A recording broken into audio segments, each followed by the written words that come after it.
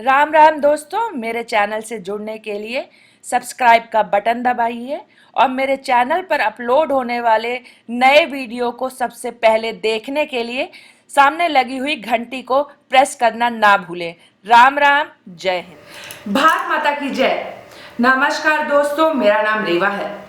2014 के लोकसभा चुनाव के दौरान मोदी जी ने एक कविता कही थी, सौगंध मुझे इस मिट्टी की, मैं देश नहीं झुकने दूंगा, मैं देश नहीं मिटने दूंगा।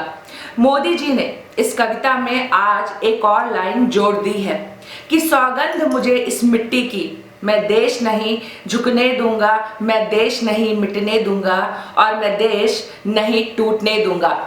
कश्मीर के पूर्व मुख्यमंत्री उमर अब्दुल्ला ने देशद्रोही बयान दिया है। उमर अब्दुल्ला ने कश्मीर को भारत से अलग करने की बात कही है। उन्होंने ये हिमाकत की है और मोदी जी ने उमर अब्दुल्ला को आईना दिखाया है। 56 इंच की छाती क्या होती है, नरेंद्र मोदी ने उमर अब्दुल्ला को बताया है। नरेंद्र मोदी ने उमर अब्दुल्ला को कहा है कि मेरे जीते जी कश्मीर कभी भी भारत से अलग नहीं हो सकता है। अच्छा, जम्मू कश्मीर बाकी रियासतों की तरह नहीं है। बेशक बाकी रियासत बिना शर्त करके हिंदुस्तान में मिल गए। बेशक हमने शर्तें रखी, हम मुफ्त में नहीं आए। हमने अपनी पहचान को बनाए रखने के लिए आईन में कुछ चीजें दर्ज कराई। हमने कहा हमारी पहचान अपनी होगी, हमारा आईन अपना होगा, हमारा झंडा अपना होगा। हमने उस वक्त अपना सदर रियासत और वजीर आजम भी रखा था जो इन्होंने काटा। इंशाल्लाह उसको भी हम वापस ले आएंगे।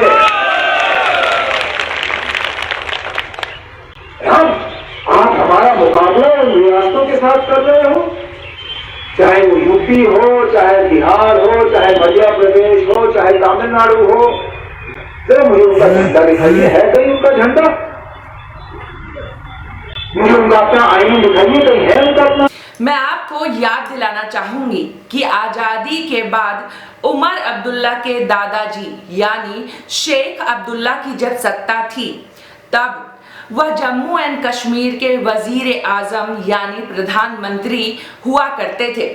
उस वक्त इस रियासत का अपना अलग झंडा निशान होता था। श्यामा प्रसाद मुखर्जी जी ने इसका विरोध किया। उन्होंने कहा कि एक देश में दो विधान दो निशान नहीं चलेंगे। उन्होंने इसके खिलाफ काफी बड़ा आंदोलन छेड़ा। तब जाकर के एक देश में दो विधान दो निशान की व्यवस्था खत्म हुई।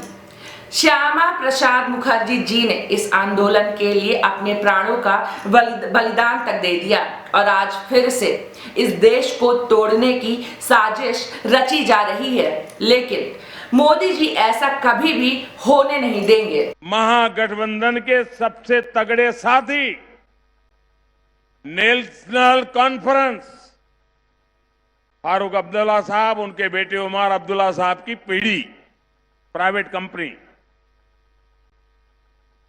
इस नेशनल कॉन्फ्रेंस ने बयान दिया है कि कश्मीर में अलग प्रधानमंत्री होना चाहिए। कांग्रेस के साथी पार्टी की ये मांग आपको मंजूर है? हिंदुस्तान में किसी को भी मंजूर है? जवाब कांग्रेस को देना पड़ेगा। महागठबंधन के सभी पार्टनरों को जवाब देना पड़ेगा। इस चुनाव में उनको जवाब देना पड़ेगा। क्या कारण है कि उनका साथी दल इस प्रकार की बात बोलने की हिम्मत कर रहा है? मैं इन महागठबंधन के सभी साथियों को पूछना चाहता हूं, बंगाल की दीदी बहुत चिल्लाती हैं आप, जरा जवाब दीजिए। ये नेशनल कॉन्फ्रेंस आपके साथी हैं। क्या ये नेशनल कॉन्फ्रेंस की दूसरे प्रधानमंत्री की मांग इससे आप सहमत है कि नहीं है? देश की जनता को जवाब दीजिए। जब तक मोदी है, आपकी साजिशों को कभी कामयाब होने नहीं देगा। मोदी देश के दुश्मनों और देश के लोगों के बीच दीवार बनकर के खड़ा रहेगा, ये लिख करके रखिए। अभी आपने मोदी जी का भाषण सुना। अब आप सोच रहे होंगे कि देश तोड़ने की बात तो अब्दुल्ला खानदान कर रहा है, उमर अब्दुल्ला कर रहा है, तो फिर मोदी जी कांग्रेस को क्यों कोस रहे हैं? तो मैं आपको बता दूं कि कांग्रेस और अब्दुल्ला खानदान का बहुत ही पुराना रिश्ता है। उमर अब्दुल्ला का सिर्फ बाप ही नहीं, उमर अब्दुल्ला का दादा भी गांधी परिवार के टुकड़ों पर पलता था। शेख अब्दुल्ला भारतीय फौजों के ठिकानों के नक्शों के साथ पकड़ा गया था जब वह इन नक्शों को पाकिस्तान को बेचने जा रहा था, लेकिन कांग्रेस की महती कृपा दया की वजह से शेख अब्दुल्ला जल्द ही जेल से छूट गया और वापस जल्द ही कश्मीर का मुख्यमंत्री बना दिया गया। गांधी परिवार की कृपा की वजह से ही शेख अब्दुल्ला की तीसरी पीढ़ी आज देश से गद्दारी कर रही है और मौज मार रही है। गांधी परिवार जैसे जयचंदों की वजह से ही इस देश में न जाने कितने गद्दार हैं जो खाते इस देश का है लेकिन गाते पाकिस्तान का है, उसके बावजूद इस देश में मौज मार रहे हैं। लेकिन आपको क्या है? आपको तो मुफ्त का चाहिए सब कुछ। आपको सालाना 72,000 रुपए अपने खाते में चाहिए बिना किसी मेहनत के, और मोदी जी चोरी करने नहीं दे रहे हैं, इसलिए आपको मोदी जी को रोकना है। इसीलिए गठबंधन किए जा रहे हैं मोदी विरोध में। देश जाए बाढ़ में, मोदी को रास्ते से हटाना है ताकि अपनी जेब भरी जा सके। रही बात गठबंधन की कि मोदी जी गठबंधन को क्यों कोस रहे हैं, तो मैं आपको याद दिला दूं कि जब नेहरू और जिन्ना दोनों को प्रधानमंत्री बनना था तब हमारे देश के 2 टुकड़े हुए, और अब तो 19 उम्मीदवार हैं और सब के सब को प्रधानमंत्री ही बनना है। कहीं ऐसा ना हो कि भविष्य में हर शहर, हर गली, हर जिला अपने लिए अपना खुद का अलग प्रधानमंत्री की मांग करने लगे। मैं पूछना चाहूंगी कि कहां गए वो लोग जो कहते थे कि देश का संविधान, लोकतंत्र खतरे में है। आपके सामने आपका दोस्त, आपका मित्र उमर अब्दुल्ला कश्मीर को भारत से अलग करने की बात कर रहा है और आपने चुप्पी साध रखी है। ये आपका दोहरा आचरण, आपका पाखंड दिखाता है। जब तक मोदी इस देश में है तब तक ही संविधान सुरक्षित है, क्योंकि मोदी कहता है कि सिर्फ इस देश में एक प्रधानमंत्री नहीं है, इस देश में 135 करोड़ लोग हैं और हर आदमी अपने आप में प्रधानमंत्री है। पहले ऐसी मान्यता थी सब कुछ सरकार करेगी, हम ही सब कुछ है। हमने आकर के बदल दिया, जी नहीं, हमसे बड़ा देश है, देश के लोग बड़े हैं, 125 करोड़ देशवासी देश बदल सकते हैं, हम तो निमित्त हैं।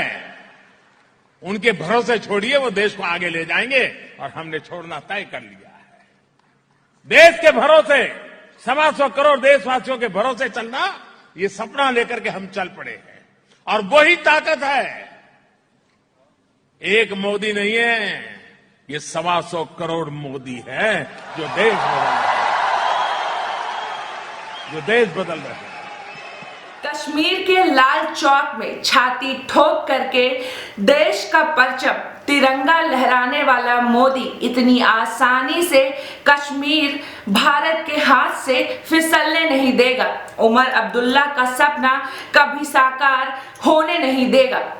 मैं आप सब से अनुरोध करना चाहूंगी कि आप इस पछतावे के साथ मत सोइए जिसे आप कल सुधार ना सके। आप उस संकल्प के साथ जागिए जिसे आपको आज पूरा करना है। आप सही व्यक्ति को वोट करें जो इस देश को बांध करके रखे, हिंदुओं को भी बांध कर रखे, मुसलमानों को भी बांध कर रखे, जो जाति और धर्म से ऊपर उठ करके मानवता की बात करे, 135 करोड़ लोगों की बात करे, अपने भविष्य को सुरक्षित करने के लिए इस बार के लोकसभा चुनाव में वोट अवश्य करें। भारत माता की जय। जय हिंद। राम राम।